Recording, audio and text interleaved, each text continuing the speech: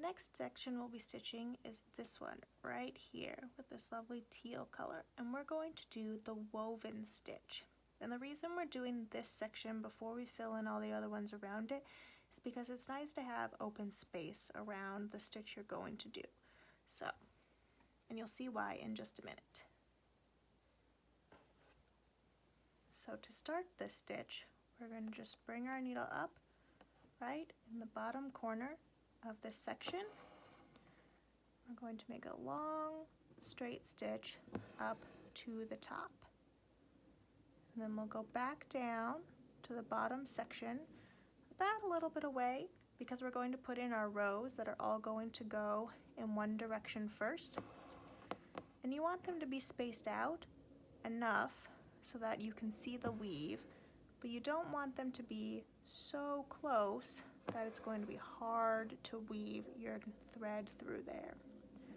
So we'll just go from one side to the other, basically making spaced out satin stitches here.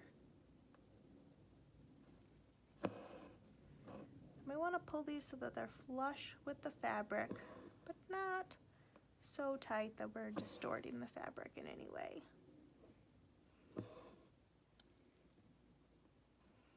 Just fill in the full section with these long, straight stitches.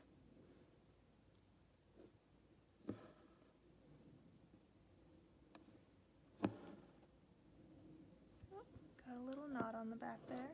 Just pull that out. Right.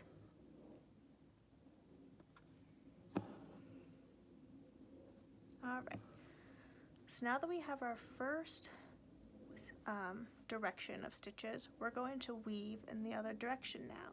So I'm going to bring my needle up right along the corner of the opposite side, and then I'm going to flip my needle in the opposite direction. So I have the eye facing forward, and I'm going to weave with the eye of my needle. And I do that because you're less likely to split apart your threads. So we'll just bring our needle over, under, going across all of our rows of stitches here. Push our needle through, pull our thread all the way across. Now we'll just bring our needle back down through the fabric on the other side. And then for this one, we'll bring our needle up just slightly above where we went back down along that section shape. And I sometimes like to flip my piece so that it's a little easier when I'm weaving in the opposite direction. But now we're just going to do the opposite of what we just did. So we'll go over, under, with the eye of our needle, weaving back and forth. Then we'll pull our thread through. We just want to smush that down a little bit. And you can also use your needle to push your thread down some, just so it's kind of flush in there. Oops, I missed a row. There we go. With that next row, bring our needle back down.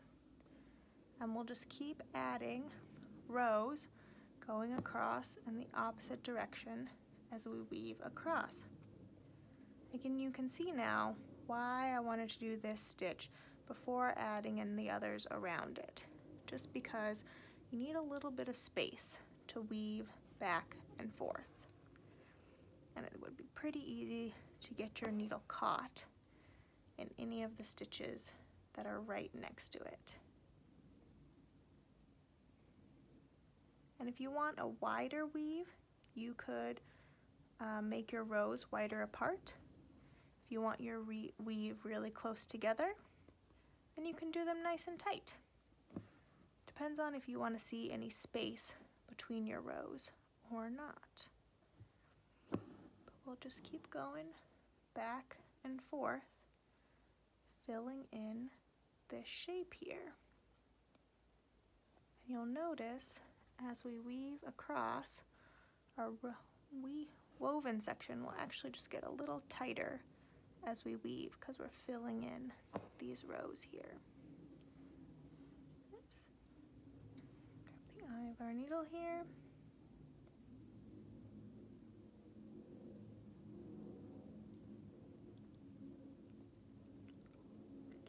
Last section.